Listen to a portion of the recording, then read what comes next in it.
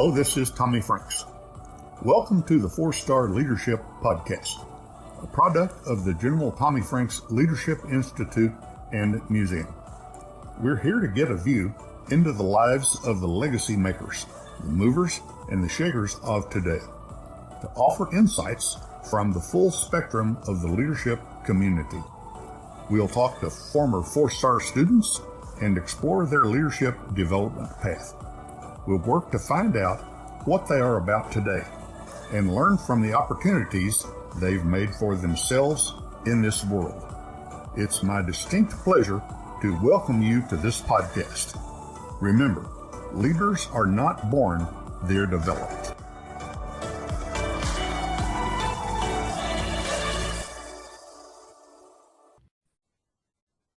Hello, and welcome to another episode of the Core Principles of Leadership with General Tommy Franks. I'm your host, Delise Travis. We're on episode number 25 with our guest, John Ottoson, president of William Penn University. John will share some great words for all leaders. You're more prepared than you think when it comes to working through the hard things. Maintain your values and don't be paralyzed by being afraid to make a mistake. Develop your confidence through the process and never wait to make a perfect decision. Before we get into our program, we'll have a word from our major sponsor, REI Oklahoma. REI Oklahoma is proud to be a part of the General Tommy Franks Leadership Institute and the production and distribution of these podcasts designed to inspire leaders and difference makers. At REI Oklahoma, we have been working with small business leaders, entrepreneurs, and people who are driven to succeed for years. Highly motivated people working to own their own businesses, live in their own homes, and make the world a better place. Since its beginning, REI Oklahoma has continued to identify hurdles and deliver holistic solutions to create job growth and help neighborhoods thrive in both rural and urban communities. REI Oklahoma looks forward to visiting with you about helping your business and community grow. Visit reiok.org or call 800-658-2823 to start the conversation. The LaBar family is a fourth-generation Oklahoma family. That may not sound like a long time, but our grandfathers were born here, within the Comanche Nation, before the land grants. We are the proudest sponsor of the Tommy Franks 4-Star Leadership Podcast. We hope listeners will heed the words of these distinguished men and women who have served our country at the highest levels and across all walks of life. John Ottoson has been the president of William Penn University since June of 2013. He was the first of his Swedish immigrant family to graduate from college when he graduated William Penn in 1984. He joined William Penn in January of 1990 and has served on the cabinet since December of 1994 in various roles such as advancement and alumni relations, athletic director, enrollment, financial aid, student activities and housing, campus safety, buildings and grounds, information technology, and had interim oversight of the College for Working Adults. John's servant leadership and community service is extensive. He serves at high levels on boards such as the Mahaska Chamber and Development Group, NAIA National Council of Presidents, Iowa Association of Independent Colleges and Universities, Stevens Memorial Animal Shelter, and has served the United Way and the fine arts and cultural events of Mahaska County. John has served the Church of Jesus Christ of Latter-day Saints as the local pastor for 11 years and served a 2-year non-paid mission as a 19-year-old as head of elders.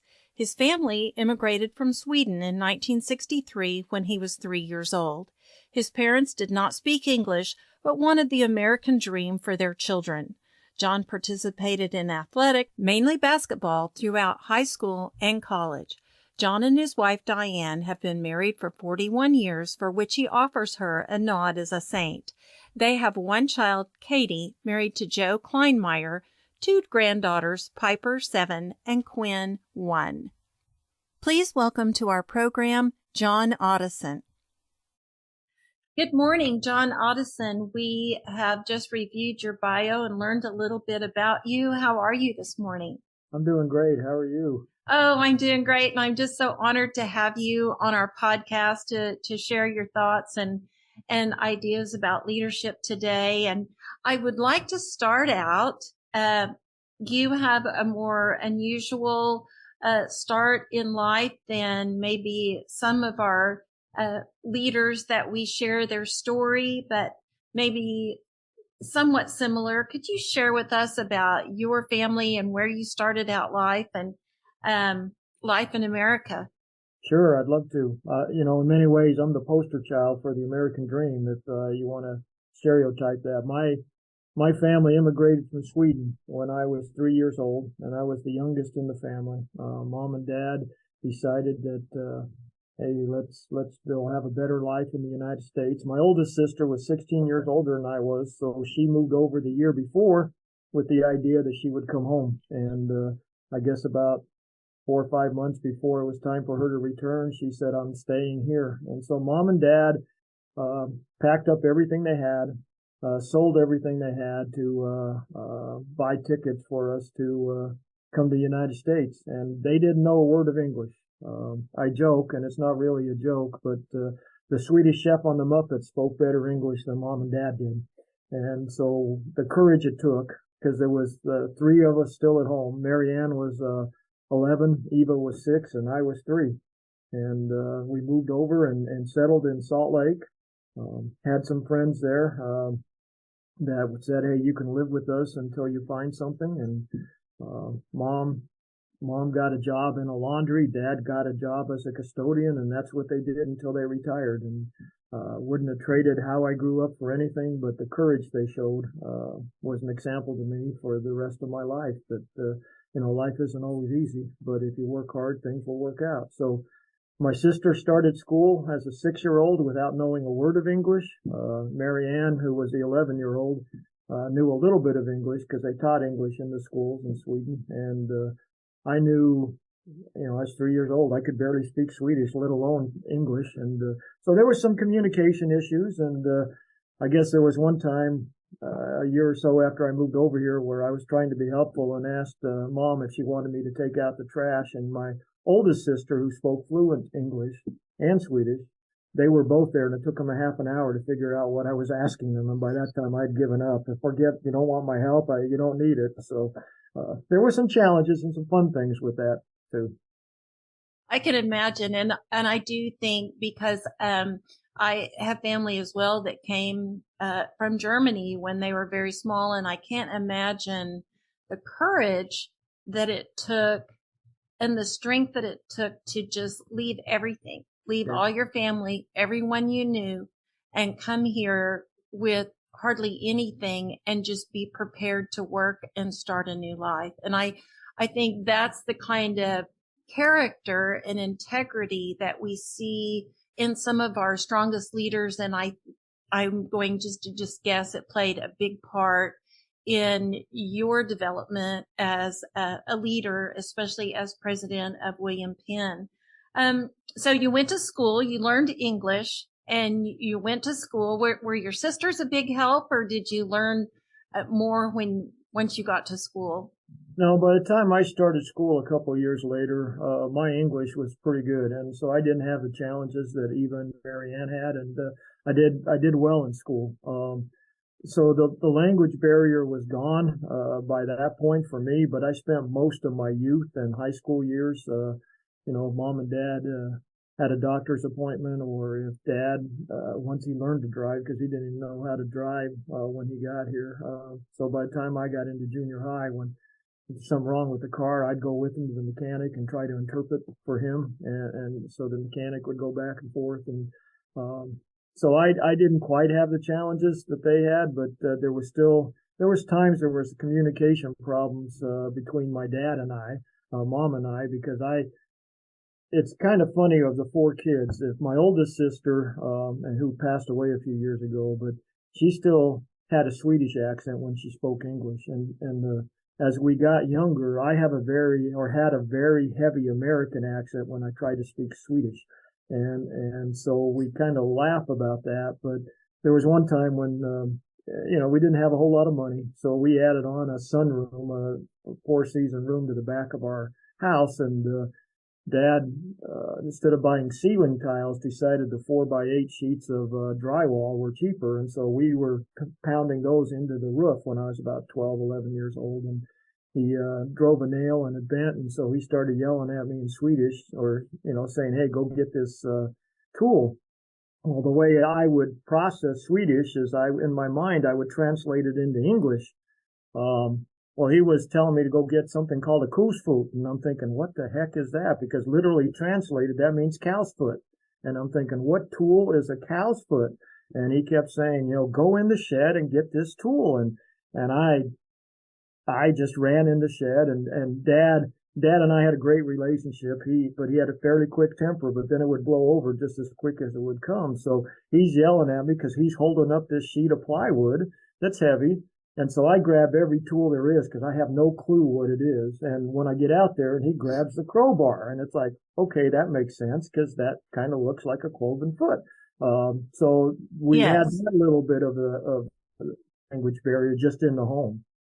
So. Yes, and I'm thinking there's a tremendous amount of servant leadership learned just helping your parents and being the interpreter between your parents and this new world that you were in, a tremendous amount of servant leadership, just helping and supporting between your family and this new world that you were acclimating to. Well, I appreciate that, and when you say that, the servant leadership goes both ways, because my parents doing what they did certainly showed me servant leadership, and they sacrificed everything to try to serve myself and my siblings. And so, we were close that way. We knew we had to survive. And we all helped each other out. And it was a very integrated immigrant community, that I grew up in. You could walk down my high school hallways and hear 6 or 7 different languages spoken. Unfortunately, I was the only Swede around, so I only got to speak Swedish at home, but, it was very much that, boy, when I walked in the house, we celebrated Christmas in the Swedish tradition. Dad refused to talk to me growing up unless I spoke Swedish. Now, Mom wanted me to speak English, so she would speak English to us. And of course, once we all got married, both Mom and Dad tried to speak English with our spouses. And, so it was a unique way to grow up, something I wouldn't trade. That's a wonderful story. And would you share with me about your high school? Did you not go to a fairly large high school? You're saying there's several different languages. So how many students were in your class, and share that? Well, we had somewhere between 25 and 3,000 kids in my high school from 9th through 12th grade. So it was large. The interesting thing is that I think I started 9th grade with almost 750 students. And by the time I graduated, there was 386 of us in the graduating class. Like a lot of immigrant communities where as you got older, you were supposed to help support the family. So a lot of my friends didn't finish high school. I was fortunate that I had some great role models, and Mom and Dad were very much about, you need to finish for all of us, there was a push to finish our high school degree. The push to do college was probably more focused on me than my sisters, but at the same time, it was like, we can't afford to help you, so you figure it out. We'd walk down the hallway and the high school hasn't changed much, but once I became president about 10 years ago, my high school found out I was president and asked if I would come back and speak in an assembly. I was going out there helping some football coaches recruit, and I said, sure. And I said, okay, I know there's a lot of different primary languages, so can you tell me how many different languages are spoken in the homes of the kids? And at that point, they told me 57, and I didn't even realize there were 57 languages in the world, but that's how diverse my high school was. And it was very much the same way. I mean, you could hear Russian and Polynesian, Samoan and Tongan and Spanish and in the hallways. And it was fun because you got to figure out real quick that there's value to everybody. And just because we're different doesn't mean we can't be friends and can't figure out how to work together. That's a great story. And now that was in Salt Lake, correct? Correct. Yeah. That's pretty amazing, because I was thinking, being from another country initially and that many students in a class, it might have been easy to get lost, but you excelled in your leadership, and possibly it was the culture of so many different cultures and everyone coming together and wanting to learn from each other and agreeing that, yes, we need to all learn about each other, accept each other, and get along and support each other, I think is a wonderful culture to have in that high school. Would you say that was true?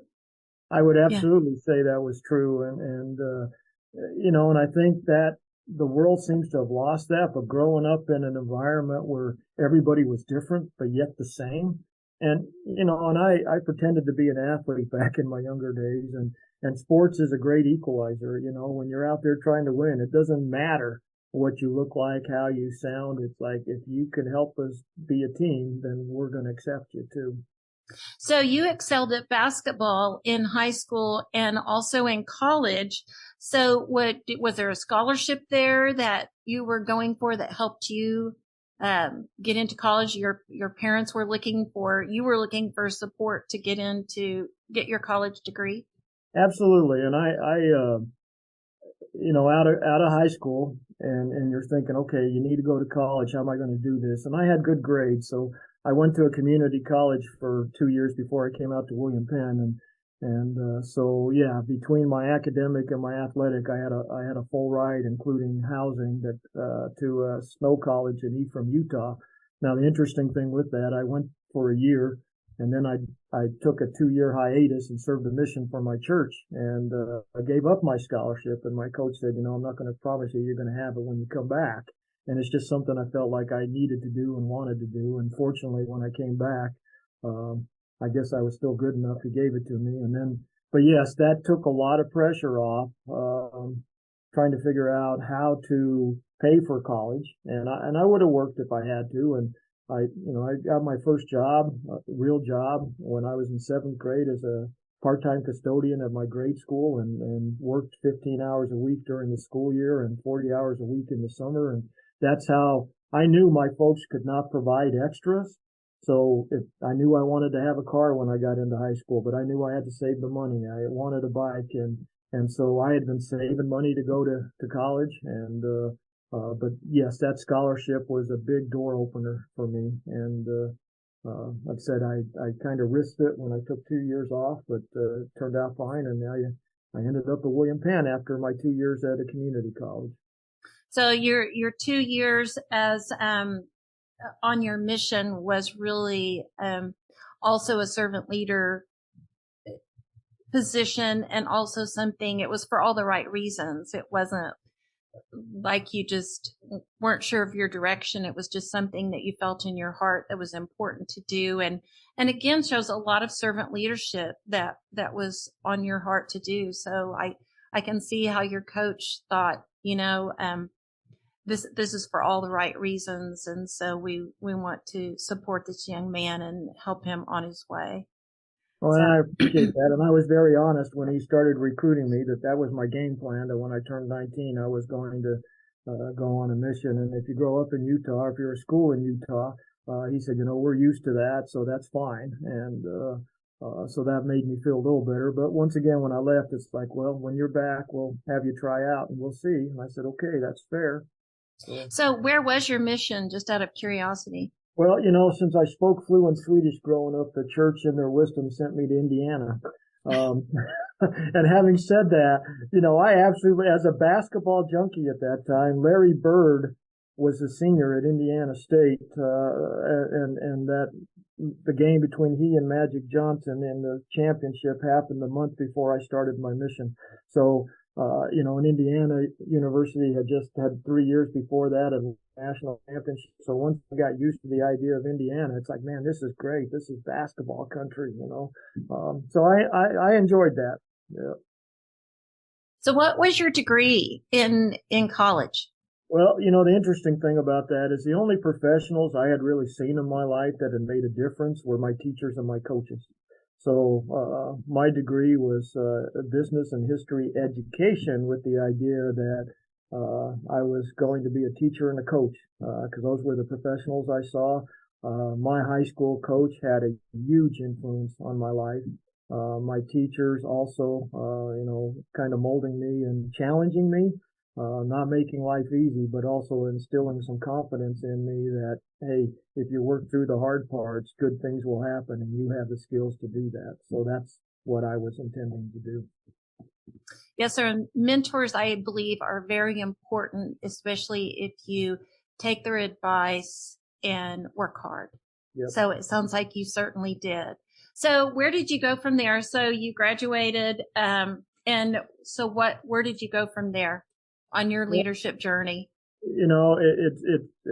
If you went through my resume, it was an interesting journey because there's no way that you could have selected this route to say, and I'm going to end up being the president of college at some time. Yes. Diane and I, my wife and I, we married right before my second year of college started. So, my professors at Penn were saying you need to go on and get your master's degree, and I had my wife basically working so I could go to school, and I said, nope, it's time for me to get a job. And I actually had a job offer.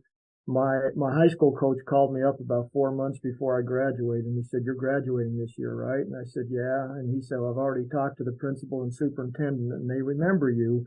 And the history teacher at my high school was retiring, and he said, you don't even have to interview. They remember you, and if you wanted, the job's yours. You can be my assistant, and I'm retiring, stepping down a year, and you'll be the head coach. And it's like, man, this is my dream job. So that's what I thought I would do.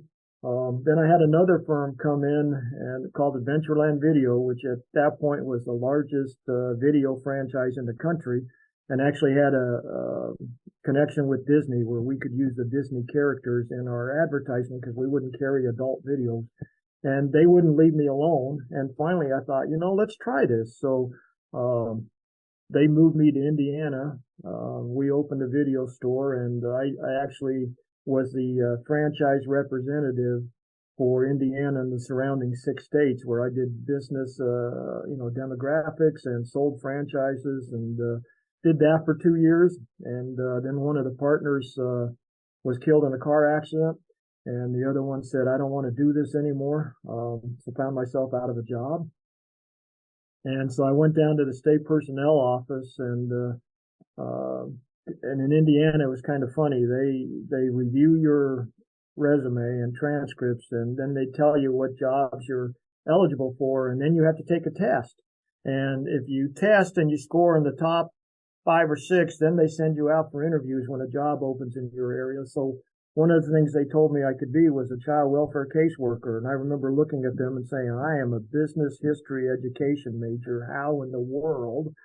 And they said, well, your general ed courses at William Penn, you took enough psych and courses and human relations courses. You can do this. And I thought, okay, I need a job. So I tested, and 2 weeks later, I got called in for an interview, and I went into the interview, and they said, well, we have one more person to interview, and I found out that she had a master's in social work. So I came home, and Diane said, how'd the interview go? And I said, it went fine, but I'm not going to get it. And she says, why not? So I told her, I said, Diane, it's a history business education degree or a master's in social work. Who would you hire? And 2 days later, they called and offered me the job. And after I'd been there a week or two, I said, okay, did she turn you down? Just let me know. And they said, no. And I said, what do you mean no? And they said, John, we wanted you. And I said, okay, explain that to me. And they said, whatever you learned at that small college, and William Penn is very much like my high school, people from everywhere. They said, you have an understanding of people, and we knew we could teach you the technical part. We didn't know if she would ever catch into the people, the communication, and the human relation part. So I did that for 2 years, and then I got promoted or took a job right in Indianapolis as a casework supervisor. So I supervised 6 caseworkers. We had about 420 wards, and then I got a letter from William Penn a couple of years later that said, hey, we're looking for someone to work in the alumni office. Would you be interested in coming back? And so I was only gone from Penn for 4.5 years. Let's pause for just a moment to hear from one of our great sponsors. Hello, this is Jay Zacharias with the General Tommy Franks Leadership Institute and Museum, and I would like to tell you about one of our partner sponsors. His name is Justin Krieger, and he has worked as an independent insurance agent at Krieger Insurance Agency in his hometown of Hobart, Oklahoma since 1999. Justin is honored to help with the annual Celebration of Freedom event and has been a board member for the General Tommy Franks Leadership Institute and Museum for many years. He is also a fifth-generation farmer and rancher in Kiowa County, where cattle, crops, and even insurance is sold with a handshake. Give him a call at 580-726-3076 or come by the office if you would like to speak with Justin Krieger or Kathy Langford about insurance. We are thankful to our customers and friends who have supported us through the years. Again, Justin would like to say how honored he is to live in such a great country and how proud he is to help sponsor these podcasts. Please enjoy the rest of this podcast experience from your friends at Krieger Insurance Agency. Now let's get back to our episode. So, John, so then you had the opportunity to go into advancement at William Penn, and that is, you were away for what, did you say 4 years? 4.5, roughly. 4.5. Yeah, that wasn't long. Nope. So they must have been pretty impressed with you. And I think that you, all along, what I'm seeing in your history is servant leadership all along, to your family, to your high school. There was certainly that culture that followed you. And I feel like that's what they appreciated about you and wanted you to continue to develop there at William Penn. Would you say that is true? Well, and I appreciate that. I hope that's true. You know, my faith is very important to me, and I figured out probably from my parents early in life that, you know, it's not just about how many toys or how many good things you can connect. If you want to have real value, there's helping others and helping yourself, and that's how you help yourself. You know, I was on some pretty successful basketball teams, and I had a coach that pounded in me that none of us are the superstars, and if we don't have the others around us, nothing works. And with my faith, the same type of thing. You know, very early in my life, for whatever reason, high school, there was a couple of stories out of the Bible that just really resonated with me. And one was in 1 Kings with Elijah, when he had just called down fire from heaven when he was, you know, the contest with the priest of Baal. But the very next chapter, he's running for his life from the armies of Jezebel, and basically was overwhelmed and told God, why don't you just let me die? You let everybody else die. But later in the chapter, he has a real intimate conversation with God. And Christ in Gethsemane, the first thing he said was, hey, Dad, basically, I don't want to do this, but if I have to, I will. But then God sent an angel down to comfort him. So if the Son of God himself and if one of the greatest prophets get overwhelmed with life, what you figure out real cool. But the difference is they went to God where we pull away. And so life is tough at times, but it's getting through that with the help of others that makes it valuable. And you know, the interesting thing is I'm not an Iowa native. My wife is not from Iowa. So I figured after 2 years, I would never see Iowa ever again. And I remember driving in for the interview on the southeast part of town, and then looking at Diane with our 2.5-year-old in the back of the car, saying, okay, Diane, I know this is going to sound really strange because we were only here for 2 years, but I feel like I'm driving home. I didn't realize how much of an impact this place had had on me, nor that I think I would stay as long as I did. But yes, they invited me to come back. I came up for the interview, and things went from there. So would you say this was the or a defining moment in your leadership journey? Well, you know, I think it was a defining moment. And sometimes when you get as old as I am and you look back, you can see the key points that you don't always realize how key they are at the time. You know, once again, I'm a history and business education major, and I went from selling franchises to being a child welfare caseworker to working in the alumni advancement office. And none of those things are, in theory, what my degree prepared me for. But the thing they have in common is communication, understanding people and the relationships. And certainly that's what my degree prepared me for. But I think more so growing up in an environment like I did in my high school and replicating that when I came to school at a much smaller scale. When I came to William Penn, we had 400 students.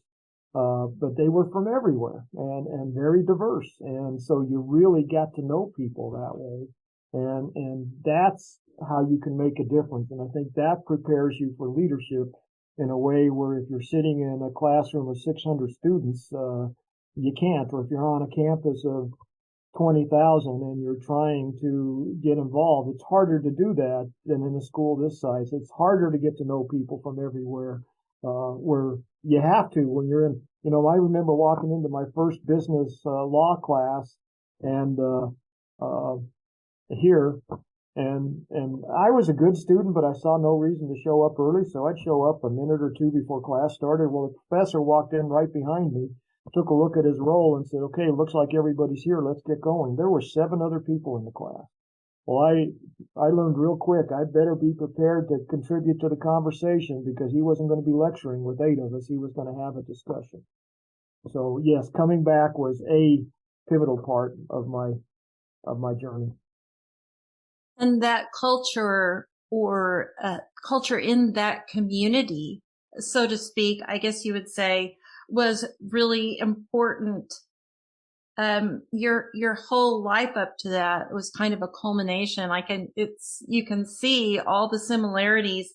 And then, as you said, you were a great communicator because you have since overseen about 10 different departments there at William Penn. Is that correct? Well, quite a few. I guess I didn't count them up, but it could be. And I think that sometimes the other presidents, I worked on the cabinet for 6 different presidents before I became president, and certainly the board. I think they think, okay, there's some value to John. We just haven't figured it out, so let's keep moving him around until we find the right situation. And as a small college president, I'm on the road a lot, or certainly I was before the pandemic, and we're starting to gear up. And so I think they decided things work pretty well when John's out of town, so let's put him in the president's office so he leaves campus and campus can just function. So, but yeah, it's been an interesting journey because I have had the opportunity, and I think that's, I think the biggest thing about if you want to be a leader is you have to be willing to put yourself out there and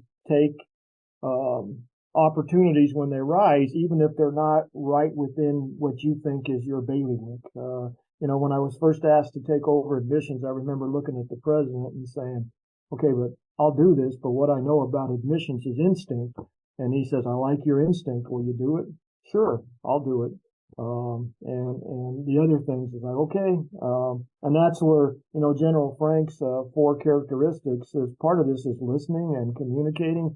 You don't always have all the answers when you get in a spot. So you have to make sure that you surround yourself with people who understand things perhaps better than you do and sort through that and then try to make the best decision. So. This is very true. And I know you're so humble when you say that, well, they just moved you around through all these different departments to find what you were good at. But honestly, I would have to say you were learning so much more about the university with each department that you oversaw. And I feel like you were being prepared to be their leader by learning each department. Certainly, absolutely. The things that I've done since I've been here have made this transition into this role because I understand the whole enterprise, not just one aspect of it. And so once again, in hindsight, I could see how that was preparing me. And once again, it was because I was willing to take a chance. Yeah, because if I had failed in any one of those things, would I have been asked to say, okay, let's get back to where you were, or this isn't working, John? But if you're going to be a true leader, you got to take chances once in a while within calculated risks, not gambles, if that makes sense. And I love this place, and it certainly formed my life. So I was always, hey, anything I can do to help, I will try. Was there a particular vision or mission that was established that you knew that you were trying to cultivate in each department as you moved? You know, certainly when I became president, it's like we're going to talk about who we always have been, and that's our Quaker founders have a saying called that of God in every person. There's value to everyone. You know, our first graduate in 1875 was female when women didn't go to college, and our first African American student came in 1874. And when you think about that being 9 years after the Civil War, that's kind of mind-boggling in the middle of nowhere. And so I had always bought into that, always believed that, certainly experienced that when I came here. So when I took over every department, it's like, okay, we're here for the students. Our mission is to make them successful, whether that's buildings and grounds, whether that's athletics, and it's about the whole person, not just one part of it. You know, what I love about small college athletics is you want to win. You better win, or at least make the kids feel like they have a chance to be competitive every time they go out on the court or the field. But if we're not preparing them for life, we failed. And so every department I took over, I think I went back to that ethos of there's value in everyone. And sometimes that means you have to hold kids accountable and maybe do something they don't like or hold people accountable. But overall, we're here to make everyone better. And we're only successful if we are successful together. So, you know, I articulated that more when I became president, because then it was like, okay, I get to speak. I figured out real quick, I have to be careful what I say. It'll end up in print. Where before it was always supporting the person who was in the president's office with this idea that we need to make everyone better. That's exactly. Yeah. And I'm thinking no one moves into a new position knowing exactly how to do it. Absolutely. And as a leader, you have to be willing to put yourself out there and willing to learn and willing to figure it out. A lot of times as you go, you have a plan and you work your plan all day, every day, but you have to be willing to meet those challenges for every single day and figure out the problems. That's what leaders do, is they solve problems.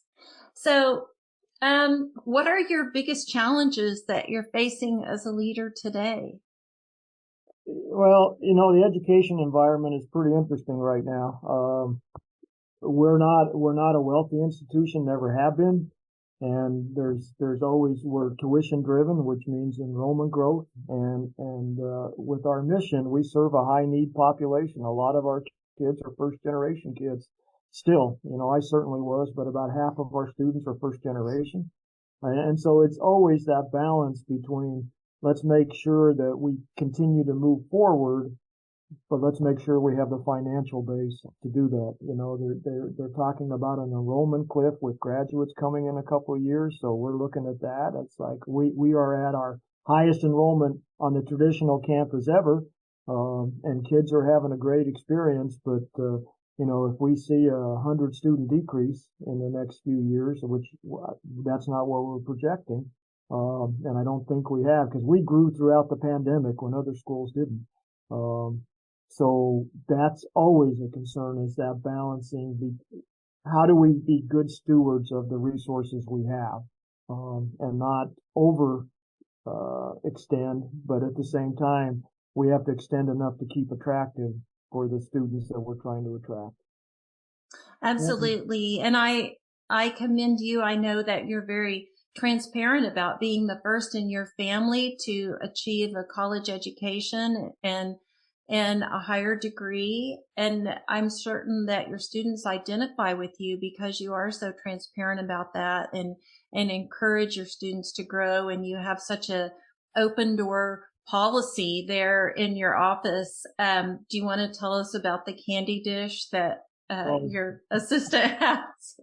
Well, you know, you can get real isolated in the president's office, even more so than I think at a principal's office, because, you know, students know who the professors are, they know who their coaches are, but They know who the dean is, but what does a college president do, you know? And so Angie started this on her own, but she has a mint dish and a candy dish out on her office just to try to get people to come and visit with us. And I started something I actually stole from another president. I modified it somewhat, but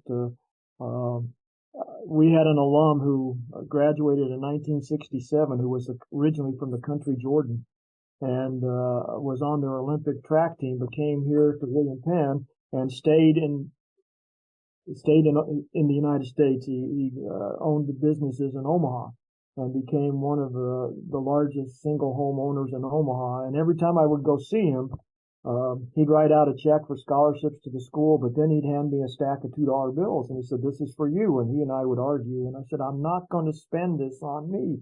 And I finally said, "Laffy, if I use this for something on campus that I decide, are you okay with that?"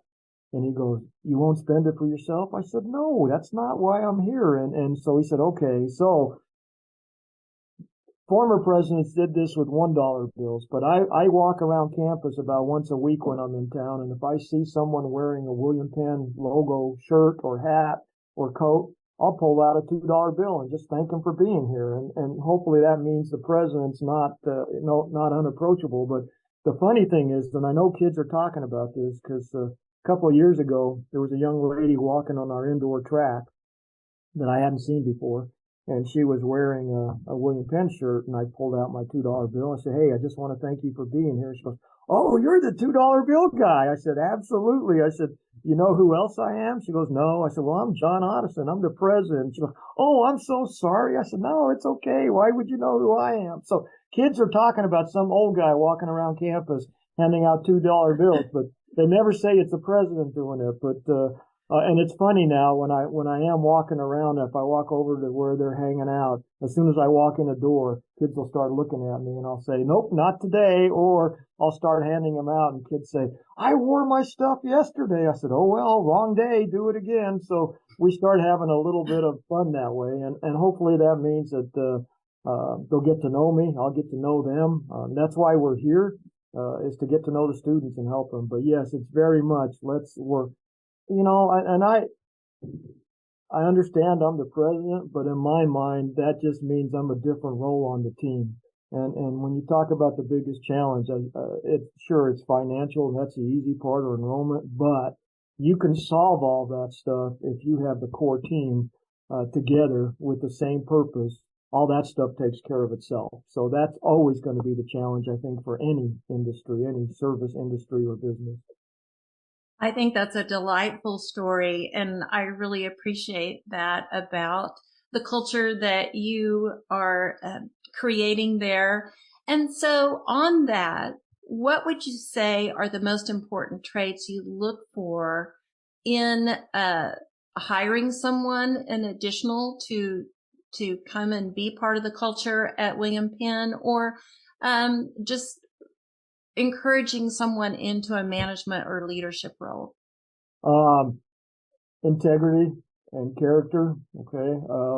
If they have that and you can trust them, that they're not in this for the position, you know, it's more than a paycheck, and the title in and of itself a title gives you responsibility, not power. And so I look for someone who's genuine. Someone who can work with others and will listen, will have the tough conversations, and you know, if there's disagreements, are you willing to say, "Okay, let's work through this"? And do they care? You got to care about the institution and its mission, and that means here you have to care about students. So if you have those four things and you want to be part of a team, you got to be a team player. You can be the best athlete, the smartest person in the room, and if you're not willing to work with others, you're not going to succeed. If you're willing to work with others and willing to learn, and you know, I've told cabinet when I first became president is, you should know what questions I'm going to ask you about a new project you have before you ever come in. if I'm consistent enough and I have enough integrity, it's going to be the same thing. So be prepared to answer those questions. And it's not that I'm saying no, I'm trying to understand better what you're thinking. And before you come in and talk to me about issues you're having with another division, another cabinet department, you need to go talk to that person. And if you can't do that, then you can't be part of the team. And if you still have disagreements, which sometimes you will, I said, then tell them, hey, we need to go talk to John because I feel strongly enough about this, and then let's work it out. And the reality is, there are going to be times when my decision disappoints you, and that's part of it. There are times when my decision disappoints myself. I wish we could do something else, but you have to be willing to be part of that team and take a look at the greater good, not just your good. In the best interest of everyone, a Absolutely. common vision. Yep. Yes, Absolutely. sir. So looking back, our students that go through our 4-star leadership program are average 16, 17 years old. So if you could talk to your 17-year-old self, what would you say? And this is basically advice for our leadership students and then also for our adult listeners as well. But what would you say to your 17-year-old self? 16 and 17 years old. So my sophomore year in high school, I was still trying to develop a level of confidence. I had been successful, but you always struggle at that age with who am I and what am I going to do? And so I guess I would say, you're probably more prepared than you think you are. But just keep fighting through the hard times in life because you got to have the hard times to really appreciate the good. And as you pointed out earlier, those times help prepare you for future success. And from an adult standpoint, I guess it's life is meant to be worthwhile, not easy. And sometimes we look for the easy way out, and that limits our potential and limits our success. And anything worthwhile is worth continuing to struggle through because things are good, things are positive, and life value comes from fighting through the struggles and fighting through it with people, whether that's your family, your team of work, and protecting the values and recognizing that there's value in everyone, and how do we as a country get back to understanding that although we're different, just because we disagree doesn't mean we're enemies. We've got to solve that as a country. I agree. And I think it takes a lot of common vision and a lot of laying down. We fight through with a love for each other, I think, and an understanding for each other of accepting who we are and our own personal cultures and beliefs. But I think that there is so much value in accepting others and then figuring out a way to make it a win-win for everybody and make it a good thing. I appreciate you clarifying that because in today's world, when you say fight, you see the pickets and the volume increasing. And that's not certainly what I meant by that, because what you're saying is absolutely right, is we are more alike than we are different. And if we can understand that, then we can celebrate our differences, which make us stronger. But we have, when I say fight through it, are you willing to go and have the one-on-one difficult conversations to find the common ground so that we can move forward? Absolutely. Is there any one thing that you would like to say to our listening audience that will help and encourage them in their leadership journey? I know we've talked a lot about a lot of ideas here, but if there's any way that you would like to kind of culminate all these thoughts and ideas. I think there are a couple of quotes that I've come across that I think crystallize things pretty well. One I heard when I was in high school, and I have no clue who said it, but nobody cares how much you know until they know how much you care. So you can come in thinking you have all the answers, but if you don't build that relationship first, it's never going to be a common vision. And the other thing is sometimes when you're first in your leadership career, you're so afraid to make a mistake that you get paralyzed by never making a decision because it might be wrong. But I heard something, and this will tell you you can get quotes from everywhere. But I heard this I'm a Blue Bloods fan on TV, and Frank said one time, waiting to make a perfect decision means you won't make a decision. And so if you wait till everything's perfect, you won't ever lead. You'll end up being a follower the rest of your life because you will wait for someone else to stick their neck out. So, I love that, and I'm a Blue Bloods fan as well because of the character and integrity that they share. I will have to quote, and this was my sister that said this. She said, "You have to make a decision. Make a decision. If it was wrong, you can fix it. yep. But if you do nothing, it's nothing." Right. And that's the decision, nothing. Yeah. Yes, it's absolutely nothing. And so you are absolutely right. If you wait to make the perfect decision, you'll never make it. And we move forward and we learn from our mistakes. And, I know that some people, they start out life, and I have a niece that started out saying, as a little girl, she said, "I'm going to be a veterinarian." And she has followed that path. And she later said, "If I'd have known how hard it was, I might not have done it." But sure enough, she is a veterinarian now. And then there's other people, like, as you said yourself, we kind of gain experiences by bouncing off these opportunities in life, but we're all headed to the same place, hopefully with tremendous character and integrity and good decisions. Maintaining our values I think is very important, but some of us have more of a direct path and stay on that. And some of us gain, experience just, going through life that takes us to some wonderful places, such as yourself being president of William Penn.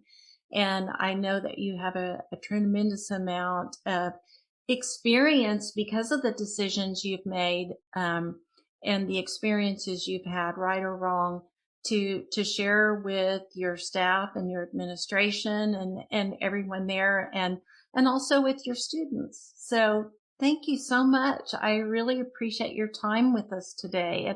And yes, caring. I wanted to mention too, as we know, General Frank's 4 core principles of leadership are caring, communication, common vision, and character. And we have certainly touched on all 4 of those today. And I certainly know that your students and your faculty and staff know exactly how much you care. Well, I appreciate that. I'm very honored that you guys considered me for this, but thank you for your kind words. Oh, well, we're so honored to have you, and it's a wonderful story to share, and I'm very excited to be able to share it. So thank you so much. You're welcome. Thank you. Thank you again to REI Oklahoma for making this podcast possible. For nearly 40 years, the board, staff, patrons, and supporters of the nonprofit economic development REI Oklahoma are committed to expanding Oklahoma's economic prosperity, earning the reputation of being one of the most comprehensive economic development organizations in the country.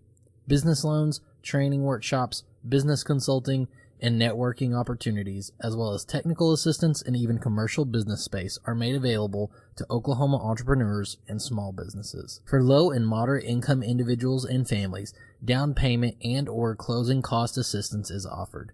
Learn more at reiok.org. This has been the 4-Star Leadership Podcast. Now it's your turn, 4-Star listeners. Follow us on Facebook, Instagram, and Twitter, and let us know what you thought of this episode.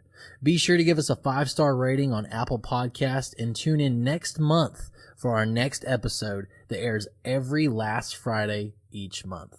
Go be great. The LaBarre family is a 4th-generation Oklahoma family. That may not sound like a long time, but our grandfathers were born here, within the Comanche Nation, before the land runs. We are the proudest sponsor of the Tommy Franks 4-Star Leadership Podcast. We hope listeners will heed the words of these distinguished men and women who have served our country at the highest levels and across all walks of life.